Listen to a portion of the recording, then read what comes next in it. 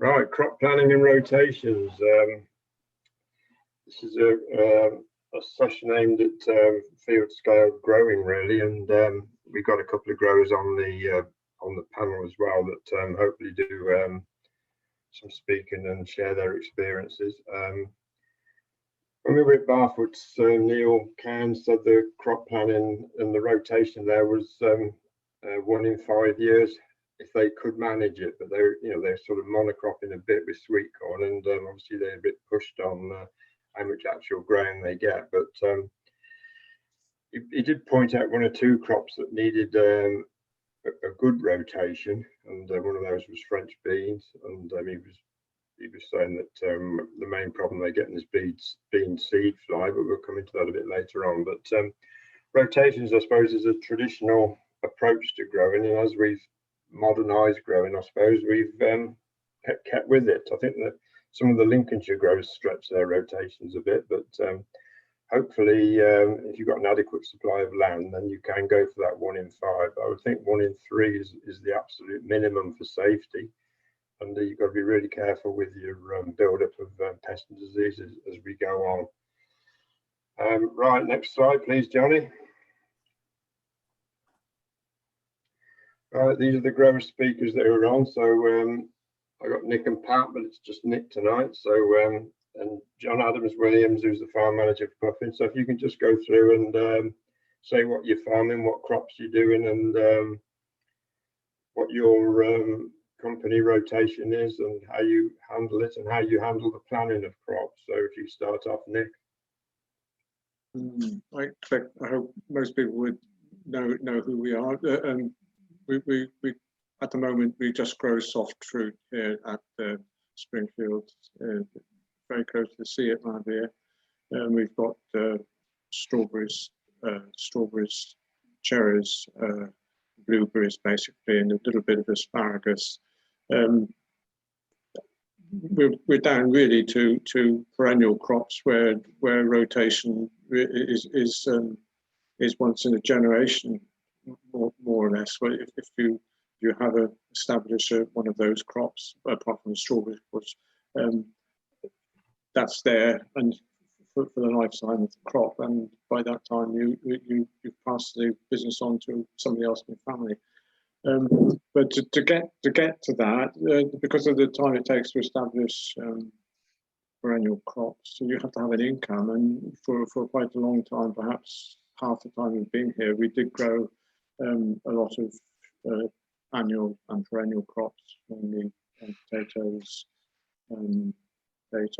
brassicas, and beans, and and daffodils, and of course they all need a rotation. And I think Chris is absolutely right.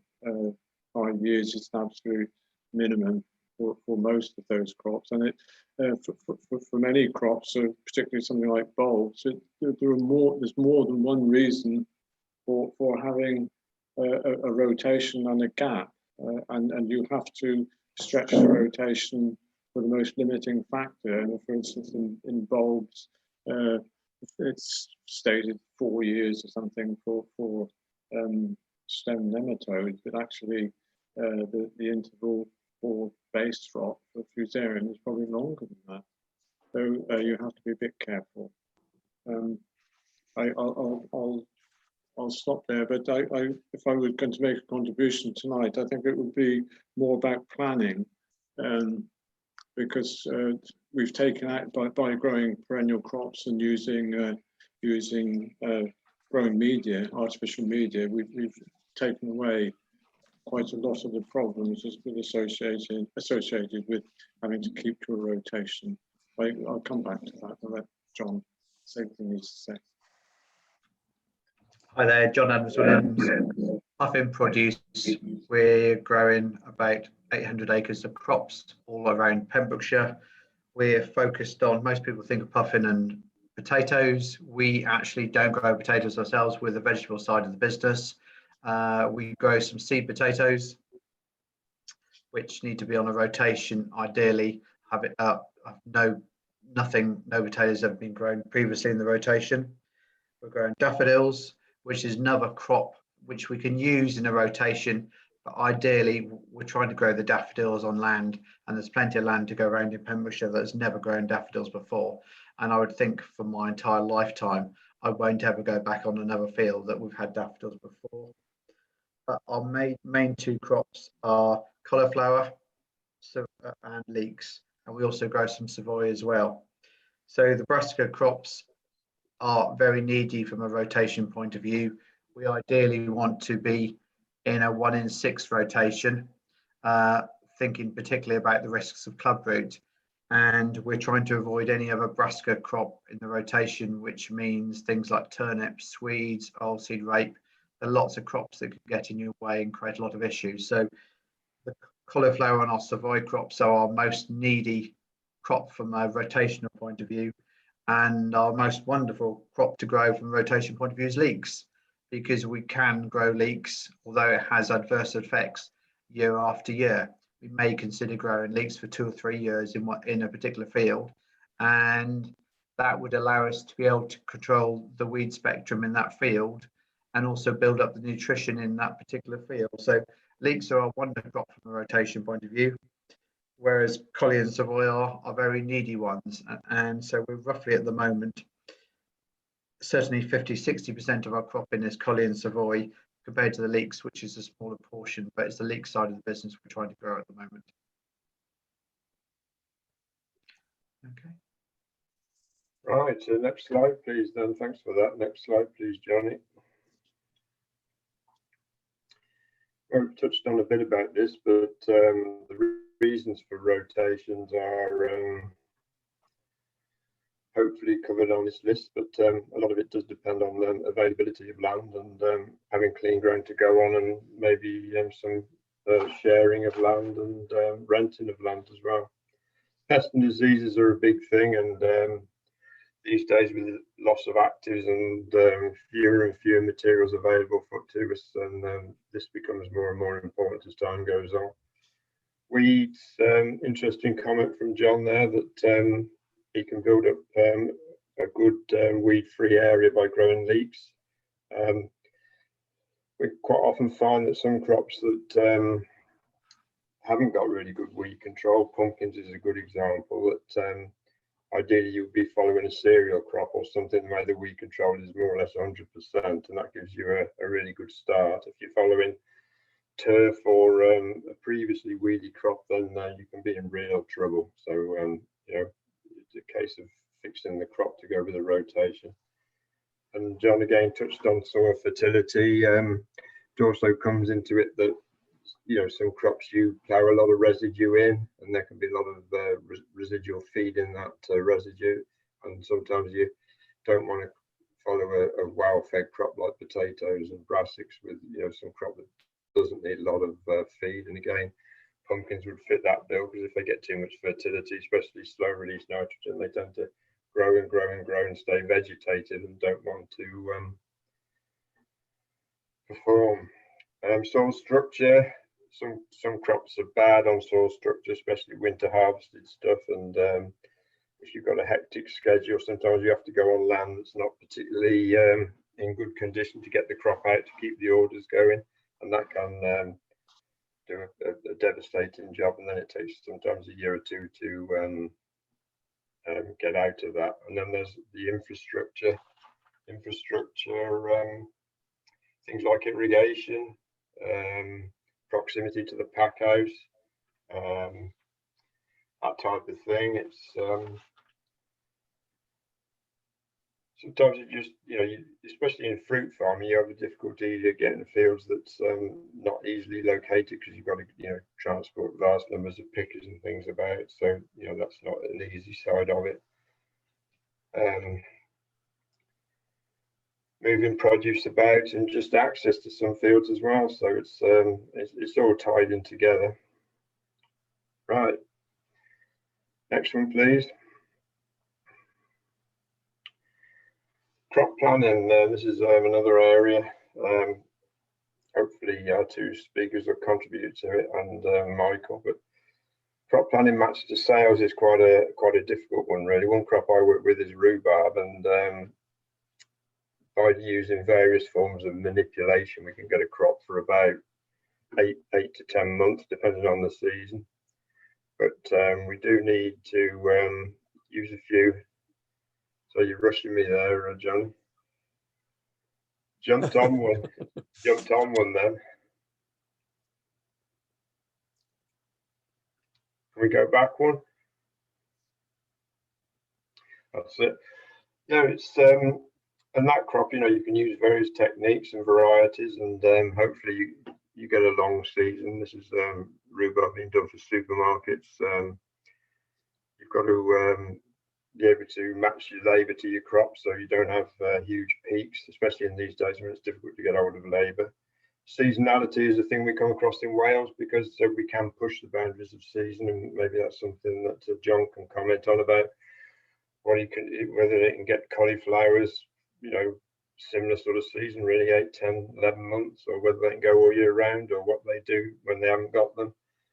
Crop continuity, another big problem, especially in brassica crops, things like broccoli and cauliflower especially, because they're not often good for long, so you've got to make sure that the next batch is coming on. So it's all to do with linking those crop areas to the amount of sales, and you might find that your supermarket does a promotion, and then you'll need a lot of extra crop. So hopefully you've had a planning meeting and you've got some prediction of when that's going to happen, so you can respond to it.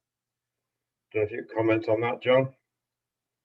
Yeah, so crop planning is, if only you could get all your sales programs and plans quick enough in advance that you could make everything work. We have great difficulties that the retailers may have programs, but tend not to only pin their programs down until October, November, December.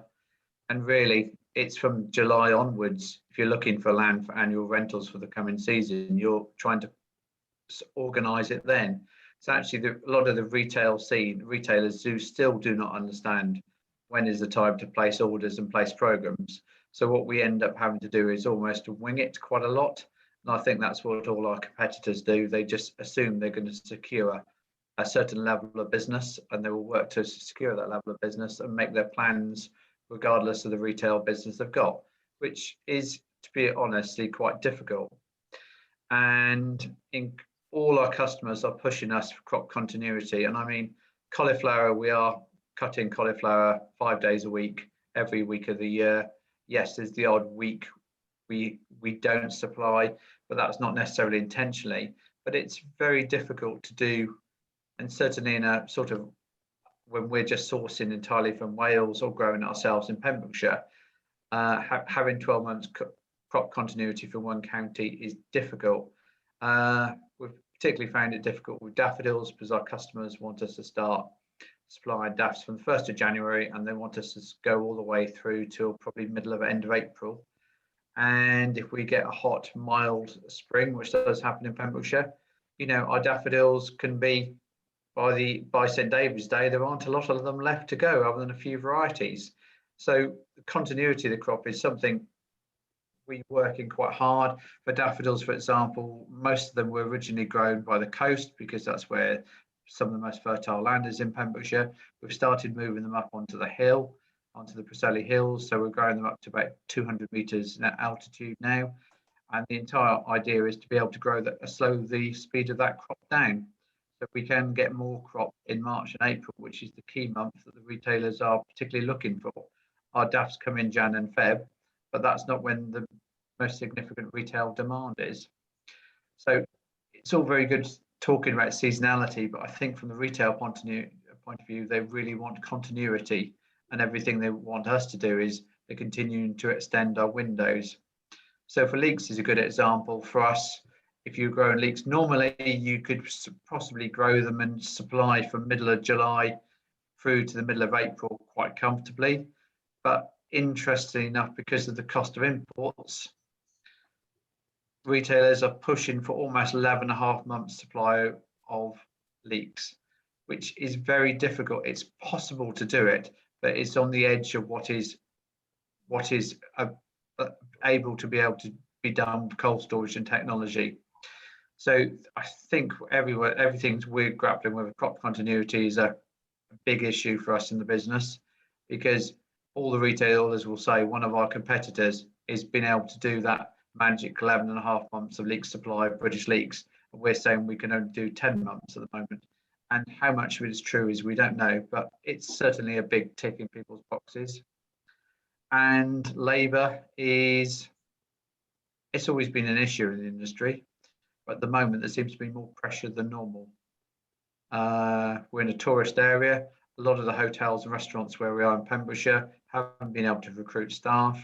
Wages have gone up, are going up all the time, and there is huge demand for, we have some very good loyal staff, but there are, you know, we're seeing quite substantial wage inflation across our, you know, across the local area here.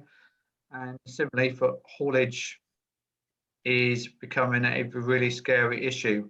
We recently had to supply extra potatoes to a major retailer because their packers in England couldn't supply that product because they couldn't get the lorries for them to go on. So this is reasonably unheard of, which shows we're sort of moving into more uncertain times, which makes crop planning just more difficult.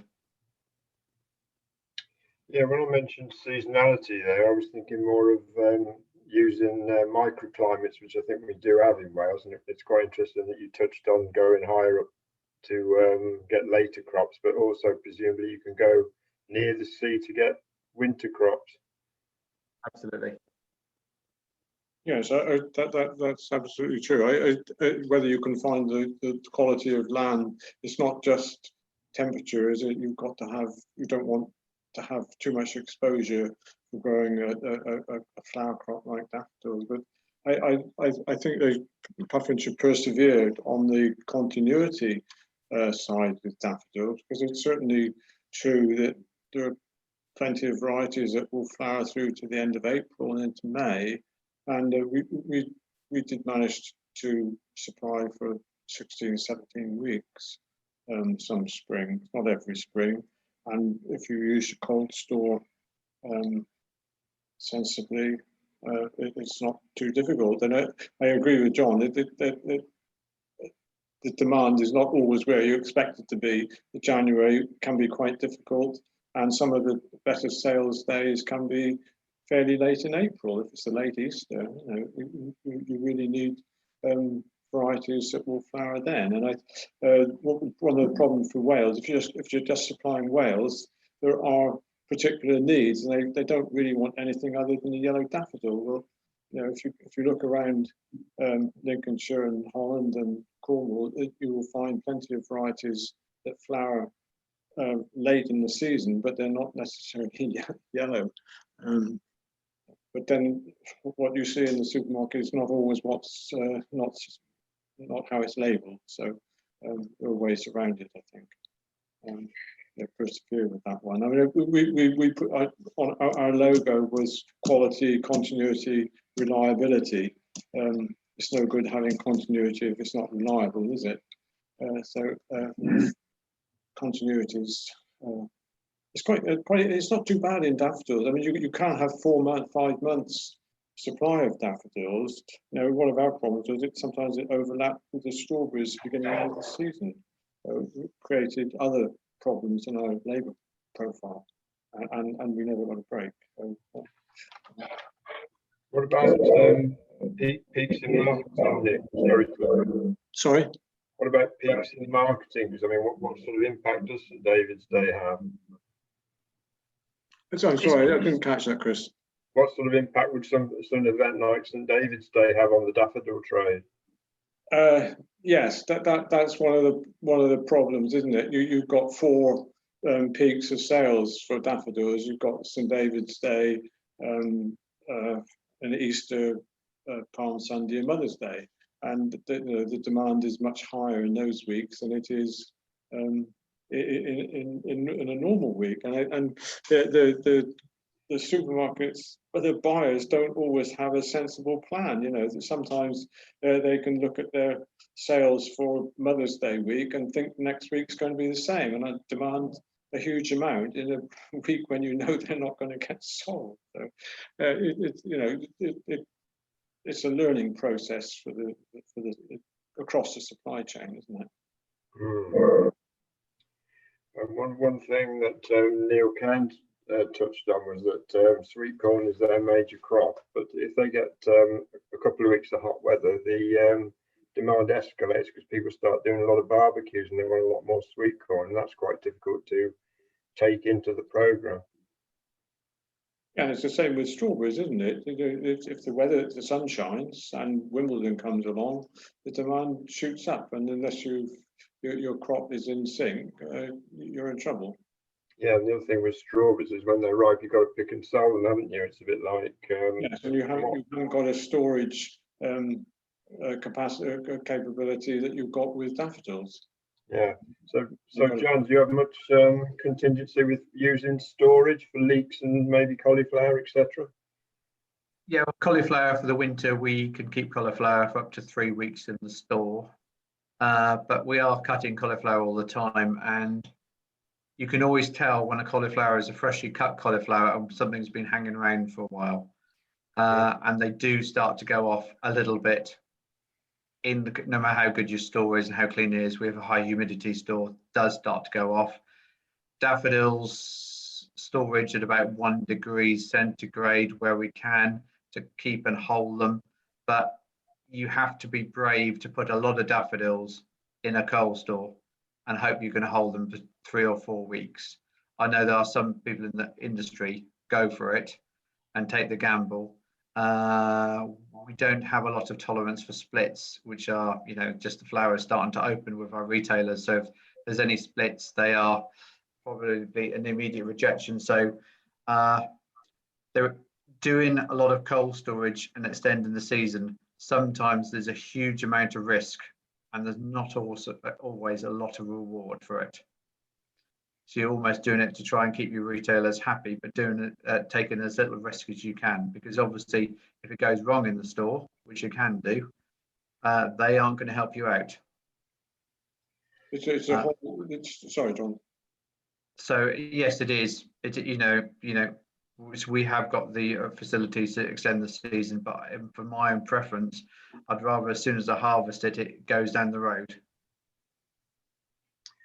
Yeah, so I was going to say that storage it's a whole new science, isn't it? And you've only got to look on the supermarket shelves and compare the quality of the fruit with the origin. And a lot of the soft fruit out of season is coming from South America now, isn't it? Yes. Cherries, blueberries, raspberries, whatever. They've obviously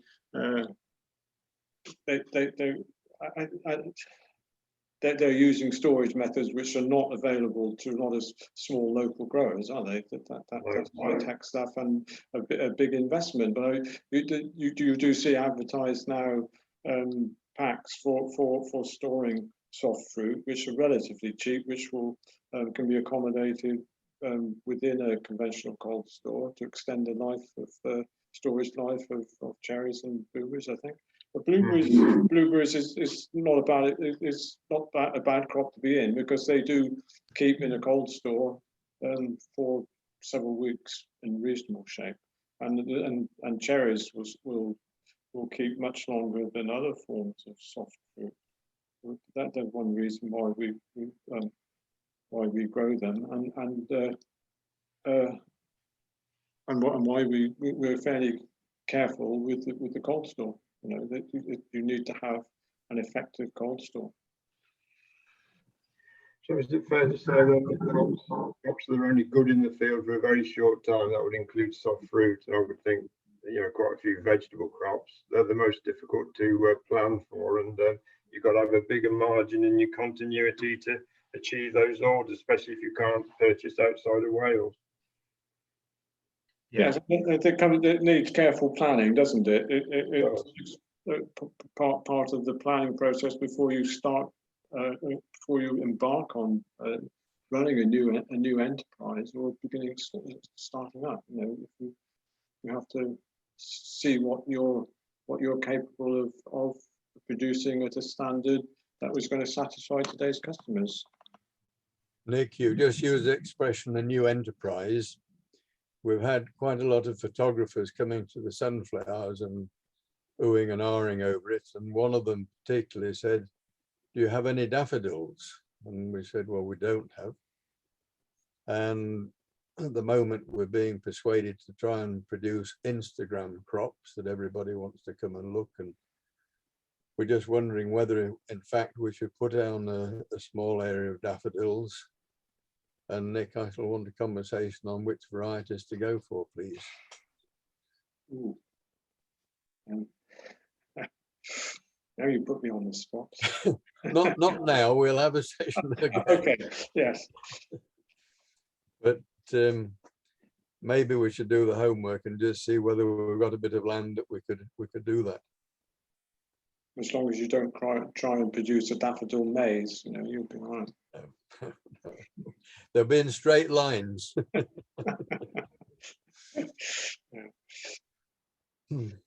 with access for people. Yeah, good access. What about storage of leeks then, John? Do you find that easy? I mean, I've always heard that if you try and get 12 months supply, you've got to have good late varieties and good cold storage, but I think it's always in effect, that's what it has to happen. We're going to start experimenting this year. From leeks go to seed in early May, no matter what variety they have. So that's the reason why you have to pick them earlier. So what we're going to buy a top lifter this year.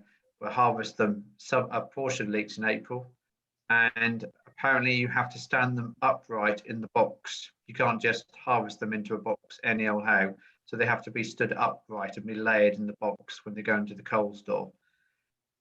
So that is and then we'll keep them in the cold store for 3-4 weeks, and then we'll bring them out of the cold store, and then we will skin the leek and trim the flag and trim the roots off the bottom. So that's what we're going to try for the coming year.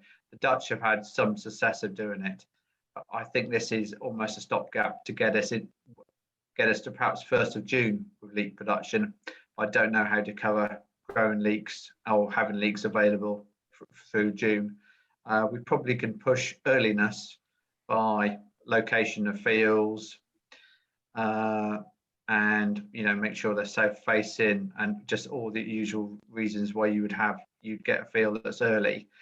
We've tried this year putting leeks under polythene and under fleece, which normally should give you a good 8 or 10 day advantage. Ironically, it's the fleece and the poly seem to cause more damage to the crop than it did good, and the weeds just seem to come in and infest our early leek crops. So actually our open ground crops that were grown on early south facing slopes came earlier than our fleece crop. So sometimes the easiest methods to bring something early are the best.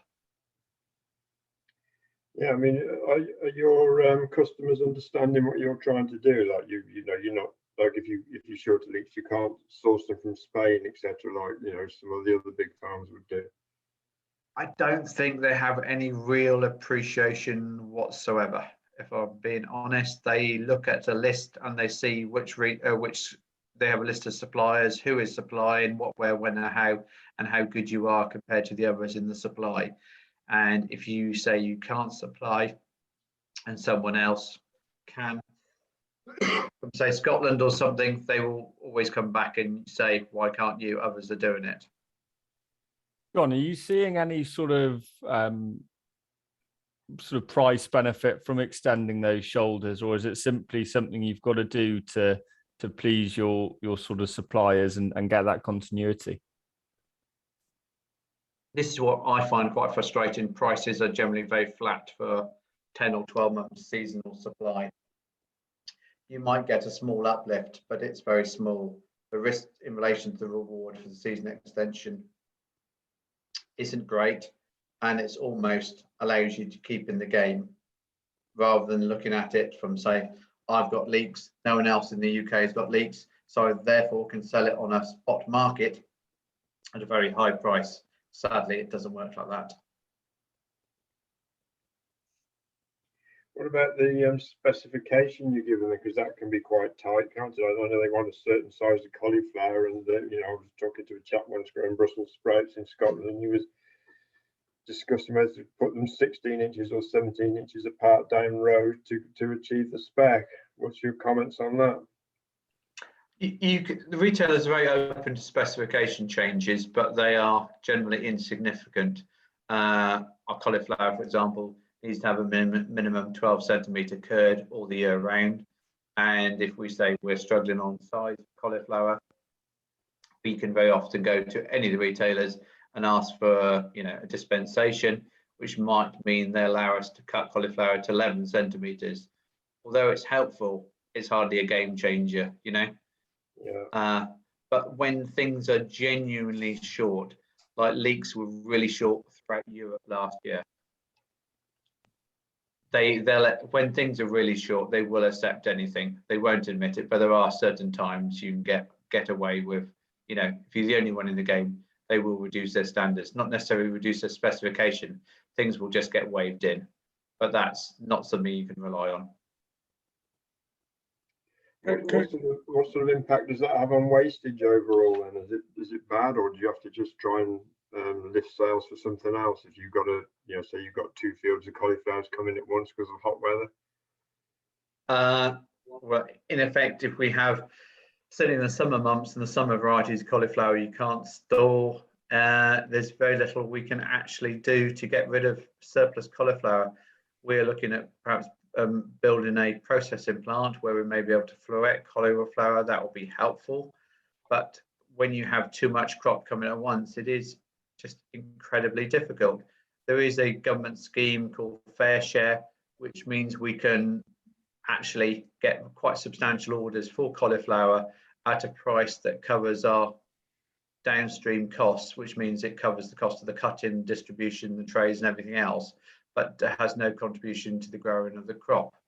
So there is a very good scheme where we can get rid of crop, but you're making a loss before you start, because you're not recovering your growing costs. So it allows you to feel good that we're not wasting crop necessarily and leaving it in the field, but you know, there is crops like cauliflower, there's huge wastage. So all we can do is have as many different varieties as we can that are coming in small blocks throughout all the season and cover ourselves off such as that. And sometimes it works really well, and sometimes it's pretty difficult. Yeah, so that's the planning. The planning is really tricky then, isn't it? And ironically, the person who plans out the entire cauliflower plan is actually on the call, but being quite quiet. Can I come back to this business of crop planning, because the problems which John is describing really are common to all growers. It doesn't really matter what size of business you are. The standards required of produce now are pretty uniform across the supermarket and farm shops and independent retailers. If you're going to grow a crop, then you have to achieve these standards as an individual. It's all down to the individual grower, and it is probably beyond most of us, and that's why we've reduced down to 1 or 2 lines, because we've found the problems of juggling and getting everything right on every crop we could grow.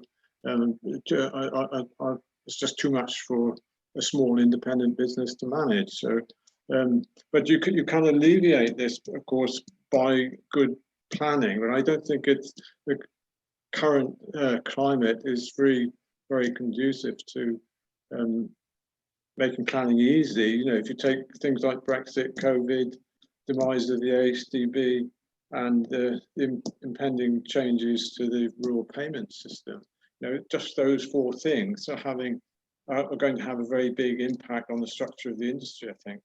So you've still got to go, if you've got to go through a fairly rigorous planning process yourself before you try to do something. And I think that, you know, there are 4 basic stages. It's a bit like the planning to build a house or develop a house. You know, you've got phase 1 of consultation, phase 2 of outline, where you decide what you're going to do, and at phase 3 of detailed, where you develop a plan for particular crops you decided to grow, and then phase 4 is implementation and monitoring. So each of those processes overlap, but they've all got to be done very thoroughly. And for a small grower, I think it's getting quite a formidable task. So, but it's very interesting talking to John, because I just recognise all those problems myself. We're not, because we're a small business, we're not immune from them. And I could enlarge on each of those. I think probably haven't got time, but I think planning stage is very, very important. Otherwise, it can work out very expensive for a grower. One thing we should find out, one thing we found out in soft fruit was that crop predictability was a big factor. That you have to, if you say you're picking 10 tons a day, then you have to pick 10 tons a day. It was no good having 9 or 11. Yeah. Well, yes, I got down a number of useful tools, and when it comes to deciding how in your planning process and in your implementation and your rotations, crop prediction of maturity, crop prediction models are coming more and more to the fore, aren't they? And if there isn't one available, and there are models available, aren't there, for various crops, you know, I had to produce my own for daffodils in order to know what I could pick next week, how many pickers I would want, whether I could meet demand, and so on. And you just have to manipulate temperatures and know how to create a very simple model. But I mean, there are other things, there are other models, aren't there, for a whole range of crops now, which predict what you can do, what you would expect in the following weeks. Like, there's a very good one for cherries, I think. But you also need very rapid technical backup if you've got problems. You know, if you as a grower, you've got to be able to turn to. Sometimes you have to turn to somebody for advice, and you want a good, reliable system that's available and can provide the services you need. You need a good understanding of meteorology and the weather. And you've got to have good records. I mean, that's part of the information. That's part, you know, phase 4 of your planning. You know, you've got to have good records which you confer back to, and that will help you in succeeding years, won't it? And then, yeah, and a good consultant is very, very helpful. But well, it's essential. But at the end of the day, it's the manager. Who decides how to use that information, how to use the result of that consultation. Okay, I've had my piece. Yeah, interesting stuff. Any comment on that, John? You know, timing the pick to the daily demand. Yeah, daily demands. If I'm perfectly honest, if you look at trends, and you can look at what happened the previous year and try and predict what happened for the same week for the coming season, and yes, it can be warmer and have an effect on sales, but as a general comment, the trends stay the same. But I think what's caught us out this year is we obviously were looking at last year's sales models, and obviously there was COVID demand, and were we going to plan for this year for COVID demand or not? And we had to plan for COVID demand, which actually isn't there anymore, or, you know, is to a lesser extent. So some things in your planning have changed. It's interesting, leek sales, you know, really oddly, leek sales have stayed really high throughout the period. You know, COVID demand has stayed where it has on leeks, whereas on cauliflower, it hasn't stayed where it should do. So it's all quite frustrating that you have some crops you're very hungry for, you're working through them too fast, and you've got other crops that are, you know, you're letting them go over or having to bypass them. So, you know, sitting down and doing the planning it's reasonably frustrating when the global forces are affecting what's actually happening out there. And what happens if you get such a bad spell of weather? I mean, I know in fruit we had a really bad April, but in veg you can get like weeks that's dry and weeks that's too wet to get on the ground. And you know, what do you do then with your continuity? How do you what's the limitation factors for that? Well, having mainly farmed in eastern counties for most of my career, when it rains it gets really wet and your tractors go down and you get stuck, and that's it. In Wales, on the sloping fields, generally, though it can look quite biblical, the rain, it does dry out much quicker than anywhere else. And we've had 2 quite wet winters now, but then again, I think every winter's wet in Wales, and we've been able to keep going. We're not being necessarily proud of some of the mess we made in some of the fields, but actually we have kept going, and the weather hasn't really stopped us.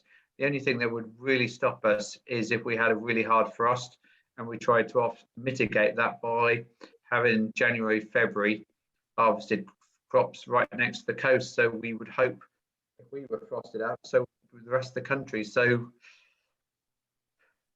yes, I don't we can't use the excuse it's too wet. No.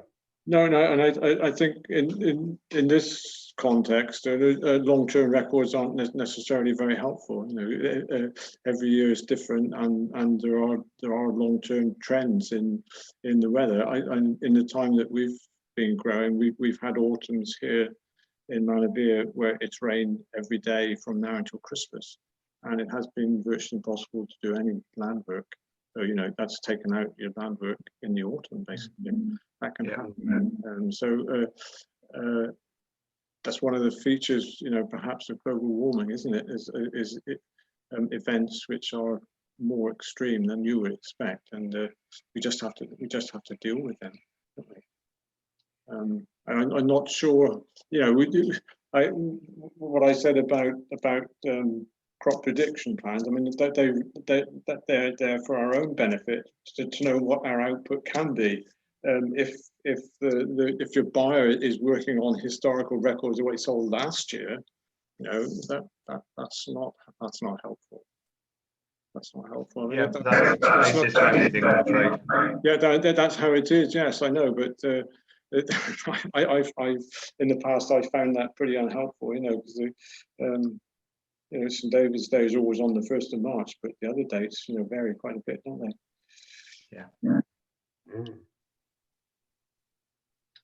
Right, anybody got anything to add? It's been a good session on planning. I think it's obviously emerged as a key area, and a lot of interesting discussion there. And we had a lot more sort of that type of discussion down at Barfoot's, where they, you know, they're growing such vast acreages. They need a huge amount of planning just to keep the market happy, and they keep the market on board with them. So it's quite an interesting area. And I think if you're going to progress into these bigger markets, and obviously 85% of stuff sold in supermarkets, you've got to be able to plan for this long-term cropping. And I think Nick touched on it with reliability. That's a big factor that seems to be involved in that market.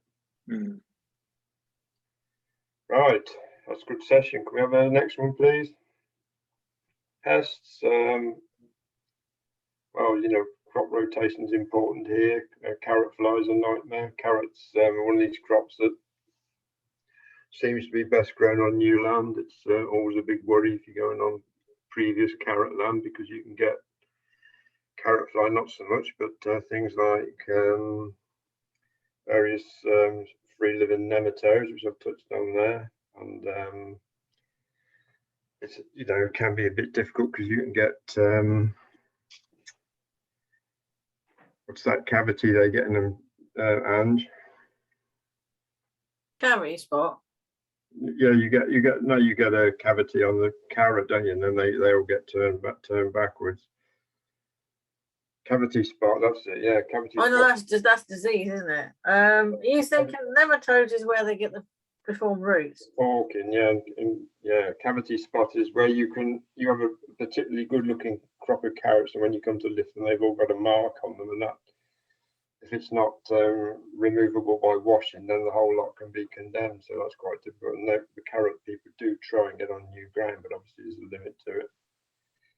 Again, Neil Cairns touched on bean seed fly, which one time we had to control with seed treatments, etc. And now there's nothing much for it, so it's becoming a major pest. And if you're growing a lot of acreage of French beans or Kenya beans, or whatever they call them these days, then you can be completely wiped out by this fly. And it's a huge host range. It gets on onions and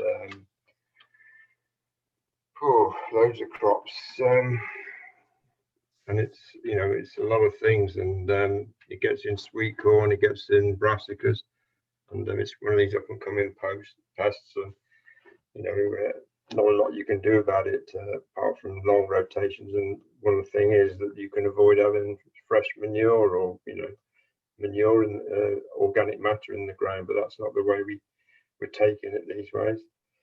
Leather jackets and wireworm, usually if you've got a cropping history of grass or weeds in the field, and they can be a bit of a nightmare if you're doing root crops especially. Free-limb and nematodes, you can do tests for them, which we offer, and they, things like ziffinema, they can do a lot of damage. You get forking in parsnips and carrots, they also affect soft fruit. So this is one of the reasons for a long-term rotation. Next one, please.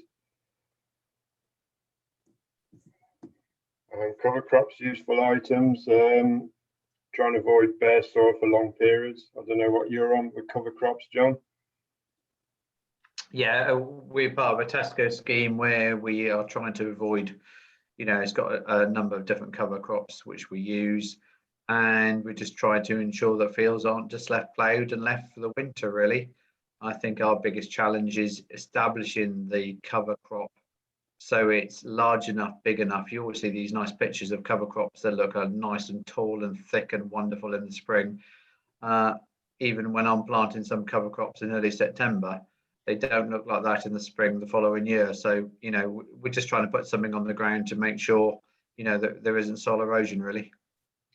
Yeah, I think the other thing is making sure that there's nothing in the cover crop that's a similar species to what you're growing, like the bottom one's oil radish. You wouldn't want that on a brassica rotation. No, definitely not, no.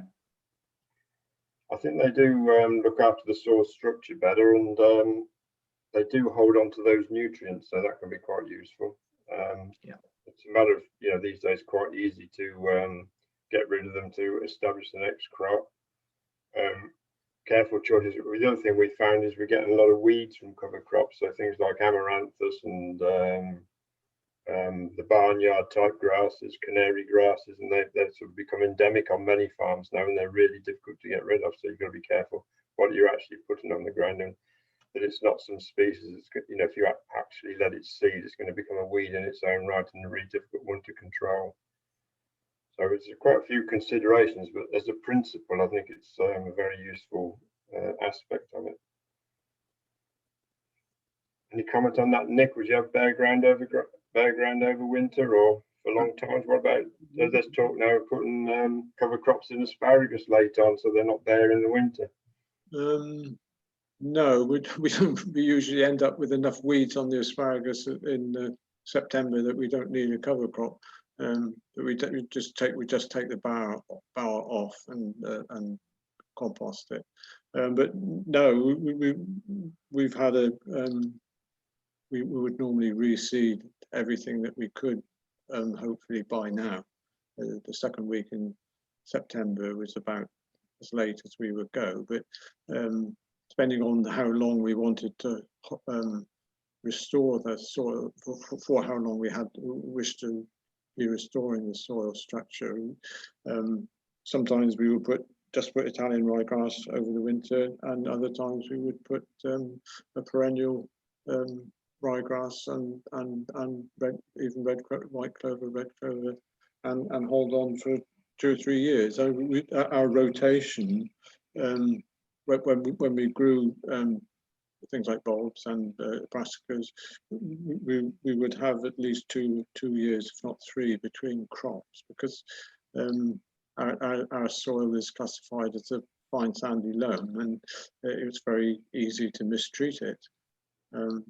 Without that organic matter and the root structure of those crops, you couldn't do that. You would not get a good tilth after 2 years. Would there be any scope in daffodils then to get a cover crop on sort of June till November? No, it became an increasing problem, in fact, because our weed control got better in the daffodils, and in fact we burned fields off because of the weed problems.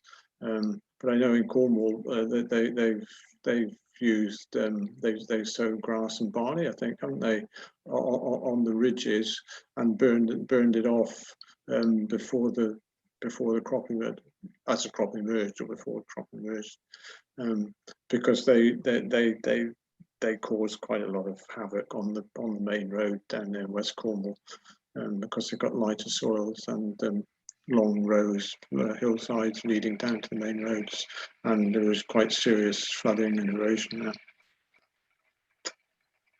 Right, so it is a possibility, yeah. And I know it's right. It's right that the growers take care of those problems. It's not something that they should. It's not a problem that they should create. You know, we were pretty careful actually not to plant up and down the hill if we could help it. But of course, when the slope is greater than makes that possible, then you have to do it. But steep fields really are to be avoided, particularly if they're above a road. Yes. Yeah. So there might be some scope for thinking long and hard about getting a cover crop in, even on a sort of fairly short-term gap, so that you don't get these erosion problems and, you know, soil structure getting smashed down with the rain, that sort of thing. Maybe lost leaching of fertilizer. It was one of the reasons actually for us moving out of field-grown strawberries. I mean, a lot of growers probably had the same problem. The amount of tracking up and down between the beds with tractors caused a lot of compaction, didn't it? And that needed a lot of restoration. It took quite a long time to break those wheelings up. And it's the same with the daffodils. You know, daffodils are not a great crop as far as soil structure is concerned. In our experience, you needed 2-3 years to restore soil structure after a daffodil crop. Right. I mean, they're normally lifted at a good time, aren't they? You wouldn't have to get on them wet to lift them. Daffodils, no, but you inevitably get a lot of compaction from the picker's feet in between the rows in the winter. Interesting one. Right, next one, please, Johnny.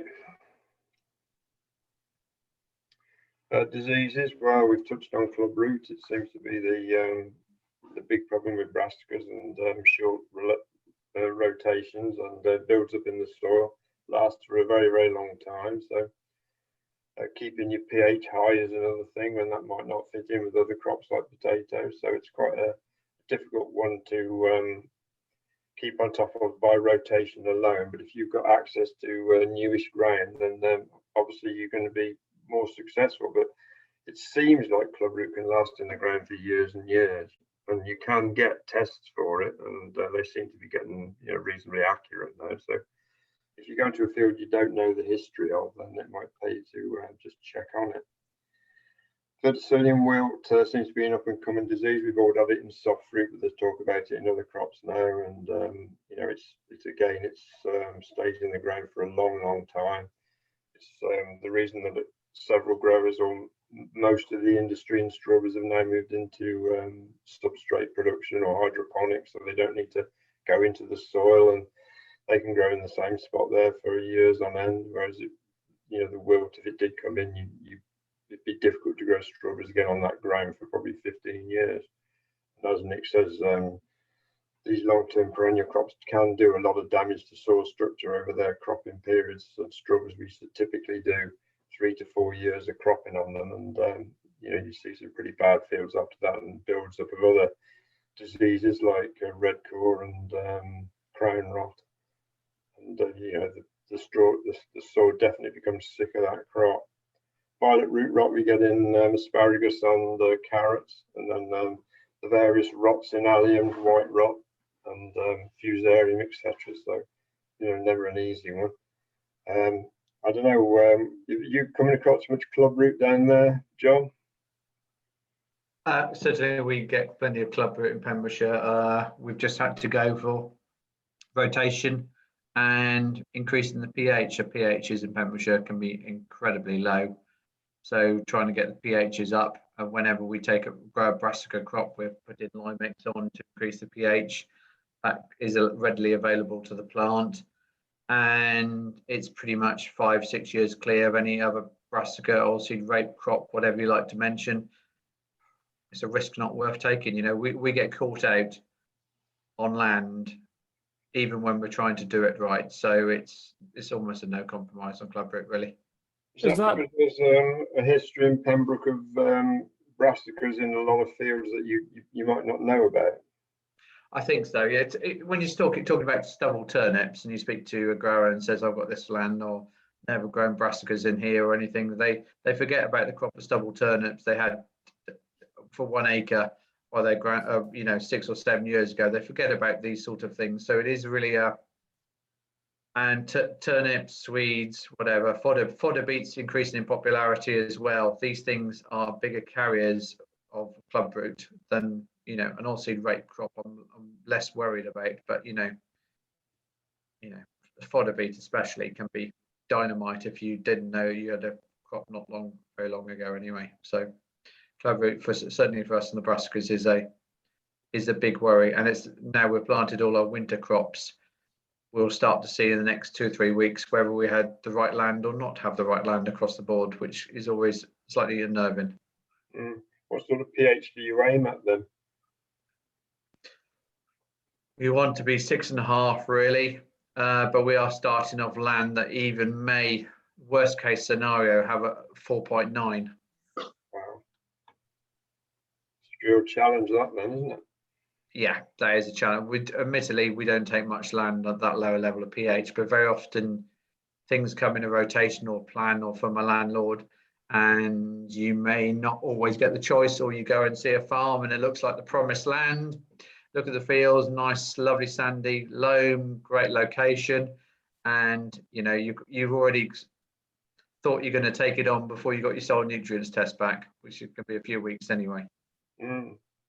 What about resistant varieties? I know there's 1 or 2, but are they up to commercial spec yet? A chap told me there was something like 20-something types of clubroot, Right. and nobody could tell you what type of clubroot affects what ones. When a variety is resistant to clubroot, does that mean it will grow a really good high-yielding crop? And I think the likelihood is with these resistant varieties of clubroot, they are helpful on the journey, but they aren't the solution. Yeah, so it can be fairly weak resistance then. But what about the quality of them? That's what I feel. Yeah, the same level of quality as it's all F1s now, isn't it? Yeah, so I don't think, oh, this field's got clubroot, let's put a clubroot resistant variety in it, and this is great. I'll just go, let's not have the field in the first place. Yeah. This list of diseases, every crop we've grown, we've checked the potential hazards and the potential diseases that we might encounter, and a lot of them, I think, some of the things like verticillium, clubroot are almost endemic, aren't they, in Pembrokeshire, where you've had mixed farming for a long time. I think clubroot, there was one instance some time ago where it came in on the modules. It can come in from sources that you don't really expect. But I mean, a lot of it, that was just typical. I mean, a lot of the problems you have with soft fruit come in from the propagators, don't they? It's part of the planning process. You really got to be very, very sure of your sources for your plants, particularly if you're planting a perennial crop, which is there for a generation. You don't want to go planting stuff which is infected with a disease which is going to shorten the life of that crop. And verticillium is pretty common in Pembrokeshire. It wasn't very long. We weren't very long growing strawberries. Perhaps we were going into the 2nd or 3rd cycle when verticillium became a very serious problem. It shortened the life back down to a season probably when we were growing in beds. Ultimately, again, it was another reason why we had to move into an artificial medium. That's quite interesting. Be careful. You can get a good field, but you don't really know what's in it, do you? I mean, you can do tests for verticillium wilt, and it gives you a level, but somewhere like it's got a long potato history like Pembrokeshire, you're taking a risk, aren't you, with it, doing it blind? Yeah, so I don't know where anybody's going to find a field in Pembrokeshire now to grow strawberries, because there are so many potatoes out there, and there must be a good hike in the verticillion count. It's interesting, since we've gone to substrate, then root diseases they still become an issue, but like you say, it's mainly on board in propagation material. Yeah. And we got farms that a lot of farms were ruled out for growing raspberries just for the phytophthora in the ground, and whatever they did on any field on the farm, it sooner or later got phytophthora and the crop got wiped out. Yeah. Yes, and raspberries are a difficult one, aren't they? Because in Pembrokeshire we've got plenty of free-living soil nematodes which carry raspberry ring spot, I think, isn't it? Yeah, storing viruses. Yeah. Make field-grown raspberries quite difficult. Yeah. Yeah, so quite a few things that come into the equation. Right, next slide, please, Johnny. Right, I think we've covered the questions as we've gone along, but if there's anything burning, then it's the time to air it now. I was just thinking about the diseases and rotations. We didn't have white tip on leeks, phytophthora. I don't know if anyone sees that in Wales at all. No, not seen it before. Okay, because it's something I've seen in England in wetter areas. It's quite odd. A lot of the diseases you have on leeks in the eastern counties, thankfully, don't appear over here. So we've got a bit of a, what's the word? We're not under the pressure. If we can keep the weeds out of our leek crop, we could almost be, we're not really spraying many fungicides or anything, which is quite unusual. And I think it's just due to just the lack of horticulture in Pembrokeshire other than potatoes, really. That means the disease pressure isn't here. That's good. It's similar like bean fly. We don't have bean fly that I know of in this part of the world, which could be a huge advantage to us in the future. Now forced treatment's being is removed, so long may it last, I think. Yeah, I suppose it swings and roundabouts, and if you introduce in relatively new crops to Wales, then you're going to be a lot less at risk, aren't you? Yeah. Right, I think that's a good session. I'm pleased with the way it went.